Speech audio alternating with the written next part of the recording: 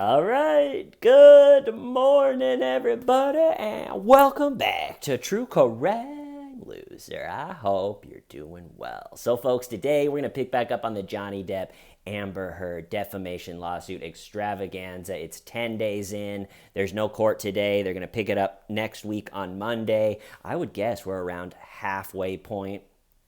Depp's side is still presenting their case. I know it's early, but at this point, it's hard not to think, are Amber's lawyers tanking this thing? The strategy at this point seems to just be mean to the witnesses. Try to discredit them with meanness. And I just don't know if it's hitting. One that pops into mind, I talked a little bit about it at the last episode, but a psychiatrist who met with Amber for hours and hours, like 12 hours one day or 8 hours the next day or something like that, a bunch of hours, did all these tests that are respected. The results are respected. The results are respected in court. She did this whole thing, and she diagnosed Amber with 2 personality disorders. I would say that was the hardest part for Amber to watch. Even when Johnny was up there for hours and hours, Amber kind of just stayed up there, or stoic, sat there, didn't. But when the head doctor was saying, yeah, she's got some personality disorders and it causes meanness and shallowness, and she is going to be a part of drama, people that have this. And she's going on, and Amber is furious. She's writing something, and then she says something to her lawyer. I'm going to smile so it doesn't look like I'm being crushed inside.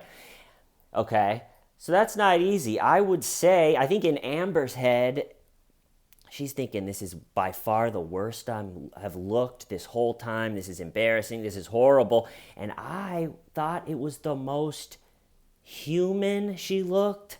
I felt for her for the first time in the whole trial, sitting there going, man, that's not an easy road, having both of those disorders. That's tough, all of this. And then it felt like that whole feeling of like, damn, Amber does have a tendency to get violent, but man, no, that's not an easy road. And then all of a sudden, her little troll woman of an attorney gets up, and instead of the way I would have handled that witness, the psychiatrist, I would have said, all right, so it's your opinion, these diagnoses. Doesn't mean it's everybody, every single head doctor in the world's opinion, right? And she would have probably said yes. And then I would have just said, okay, people that have this, let's say you're right and, our client does have these 2 diagnoses. People that have this, is it an easy thing to navigate life? I would have played that whole thing. Like, our client is going through this mental illness diagnosis, and it's not easy. I think it would have made her look like a human and all this stuff. But instead, the strategy, the little troll woman attorney gets up there and just really gets destroyed by the head doctor. She's going, is it true that this test is like this? And the head doctor's like, no, that's not true. And the little troll lawyer's like, oh, all right. Then at one point she was like, why did you choose to do that test on Amber? And the head doctor said something like, well, that's the most respected test. And the lawyer's like, okay, all right. They're just like over and over again. Someone made a whole compilation over it of just the psychiatrist being like, no, that's not correct. And the lawyer being like, all right, well, let me see what else I got here.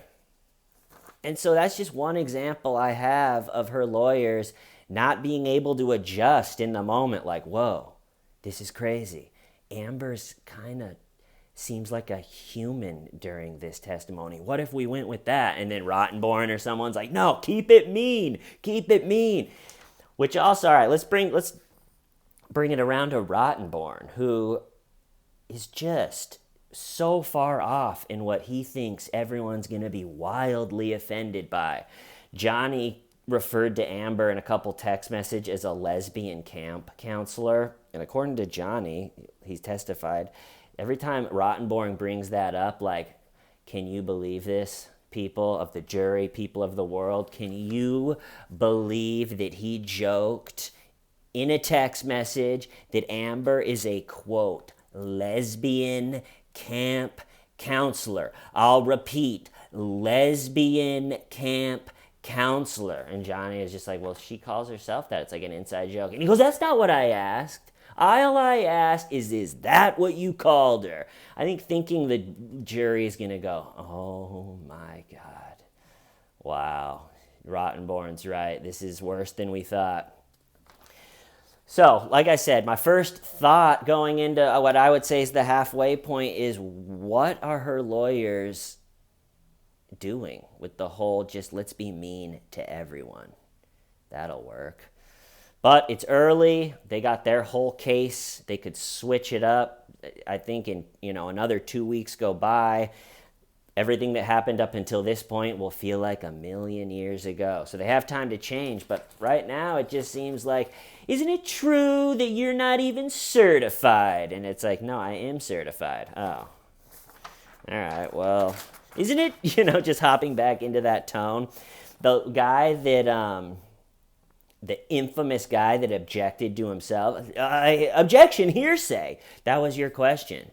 Oh, yesterday his big thing was a security guard for the Depps was testifying that he went into their Australia house and Johnny was down, and it sounded like Amber. He doesn't know for sure, but it sounded like, because of her voice, Amber was upstairs, and all of a sudden a pop can comes zooming down close to Johnny, hits, sprays everywhere. So that doesn't look too great as far as Amber goes. The soda chucking. And then the lawyer, Amber's lawyer, the one that's infamous for objecting to himself, I object. He gets up, and his way of making that moment, I guess, look worse for Johnny or to even out was he was saying, was Johnny's penis out during that? And everyone was just like, wait, what? And then they just kind of moved on.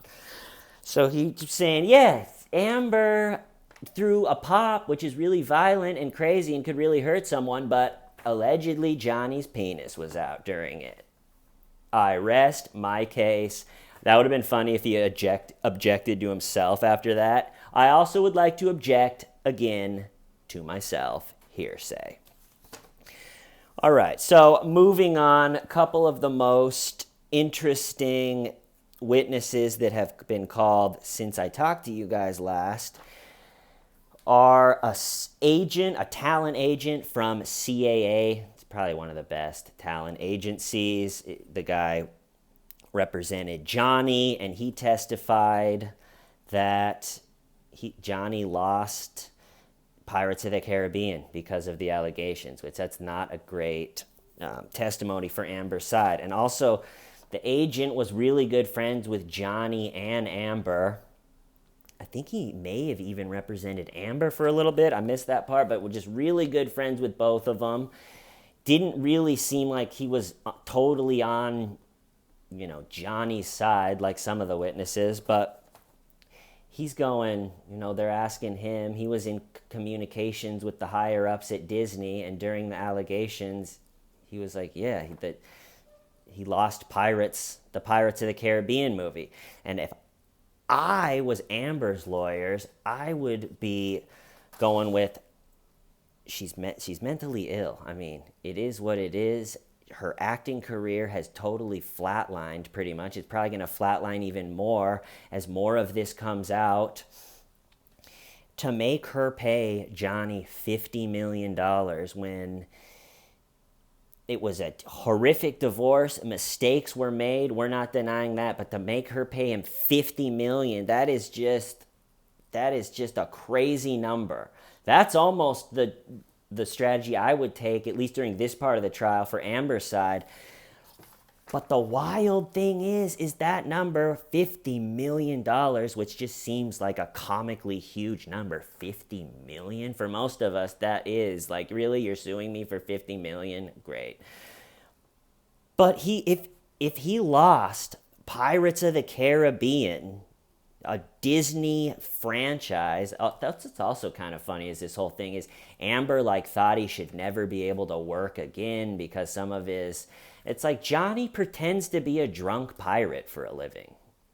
He's not an airline pilot where it's like, wow, yeah, he does, have some substance abuse issues. He should probably be taken off that job. But it's like he just pretends to be a drunk pilot for kids' movies. And once you're in those Disney contracts, the money really is just comically huge. So I think a lot of people are going, really, 50 million? But saying that, I still would stick with the strategy if I was Amber's team of just going, she's not going to probably make another 50 million in her life. I mean, she has pretty tough psychological diagnosis. It's going to be hard to get her an acting gig after all of this. To put a $50 million bill to give her that is life ruining. So if we could, that's kind of but maybe they have something up their sleeve that they can totally prove that the whole thing is horrible. So the next witness, which I thought was very interesting, was a lawyer for the ACLU, and that's who Amber, I guess, wrote, compiled that op-ed, which the lawyer for the ACLU accidentally calls it an ad a bunch of times, because that's really what it is for the ACLU. So Amber, they're in the toilet marriage, and Johnny testifies that he was the one that was the one first that says, we can't do this anymore. This is horrible. We have to, separate. We got to get a divorce. There was talks. He testified that there was talks of a post-nuptial agreement. That spun her off the handle. But Johnny testifies first. He was the first one to just say, we can't do this anymore. Then she made the big show of getting the restraining order and then invited Johnny a time after that, which broke the restraining order, to come in and talk. That's when she's recorded talking about, I had to say you were abusive. Your team, I perceived your team is going on the offensive. So she's already playing the game of, oh shoot, I forgot what point I was making with that one. Dang it. Let's see, the ACLU lawyer. Okay, oh yeah, I was just summarizing. Okay, so the 2016, the marriage is in the toilet, and then bizarrely 2018, so 2 years later, Amber had said that she was going to pay her settlement, which started as $7 million, then became $14 million. She was going to pay all of that settlement, or $3 of the $5 million. I don't know, it gets a little bit confusing, but she's going to pay a big chunk of that settlement to the ACLU during the 2016. So then we have 2 years later, Amber's career isn't where she wants it. She's not being perceived by the public the way she wants to be. The Me Too movement is absolutely raging. At this point, she's donated hundreds of thousands of dollars to the ACLU, but not the millions that she initially said she was going to. Johnny Depp at that point has donated hundreds of 100,000 or more than that to the ACLU in her behalf. And then all of a sudden you get large amounts of money from Elon Musk being donated to the ACLU for Amber. That's when you can start to see, all right, now she's dating Elon Musk, which, what a time for Elon Musk. You turn on this trial and, a lawyer is going, so who is EM that donated the $1 million for Amber? And you get the lawyer going, that's Elon Musk. Or you have the agent that was friends with both of them saying, yeah, she was dating or had a relationship with Elon Musk. Then you're change the channel. This is boring. I don't want to watch this stupid trial anymore. And switch to the news, and it's Elon Musk buys Twitter. Everyone melting. Quite a moment for Elon Musk right now, right? It's every channel is just, he bought the network. He was dating, it's a pretty funny... Okay, so now we get into the lawyer for the ACLU is testifying, and it is absolutely fascinating how this op-ed, which was just a press release from Amber Heard trying to remember that divorce 2 years ago, or I came out looking like a psycho. Well, now we're going to spin the whole thing. It's been 2 years. People's memories fade a little bit. I'm going to switch the narrative to I am a Me Too victim, casualty. And so there's emails between Amber and her team and Amber and her lawyers and the lawyers at the ACLU and the employees at the ACLU. And the fascinating part about all these emails is the ACLU is looking at the whole thing like, all right, our ambassador, Amber became an ambassador 2 years earlier during the divorce proceedings when she committed to donating all this money. The ACLU is going, okay, well, we need famous people to be the face, to be ambassadors, to keep the donations coming in. It's a nonprofit, so they rope in Amber. Did not work out well for them. They kind of ended up with egg on their face. So they rope in Amber as a ambassador. And so here we are 2 hours later. Aquaman, the movie, is coming out, and all of these emails, which we got to see during the lawyer testifying, all these emails are going back and forth like, okay, so let's have this, and like I said, the lawyer's just calling it an ad. Let's just have this this op-ed. Let's have this ad come out right as Aquaman comes out. They're talking about how that will maximize the viewership of it. So there's all this timing of it. When these op-ed press releases come out and the normal person just sees them, it's like, wow, Amber Heard's a horrific victim. You're not thinking that teams of lawyers and strategists decided when it should come out. And then once it gets into the words, it truly is fascinating because you have Amber that turns in a draft and they're like, all right, yeah, this is really powerful. It talks about, how you're the face of domestic violence, all this stuff.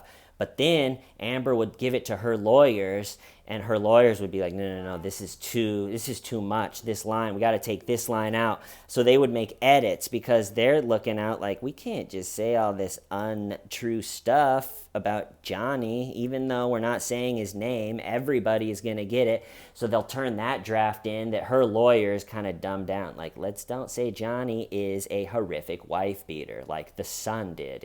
And so then Amber gives it to the people at the ACLU, and some of the words are just crazy. Like they say it's less powerful now. We need to make it a little bit, it was a little bit more powerful when the other stuff about wife beater, Johnny, was in there.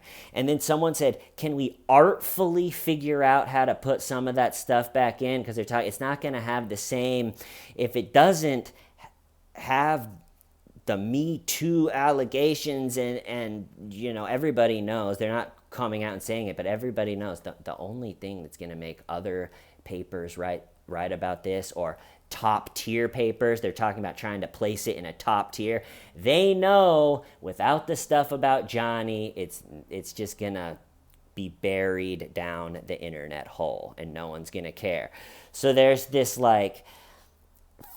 okay, we have to make it powerful and newsworthy and to have all the stuff about Johnny, but hey, we don't want to get sued to oblivion. So all of these, what if we artfully put it back in? Artfully get in that Johnny's a wife beater. We don't know if it's true. The Sun said it was. Or, I don't know, it's less powerful. One person said that the whole piece was neutered if you took away the part about Johnny. We're in trial for it right now, but a lot of people testified it's just not true.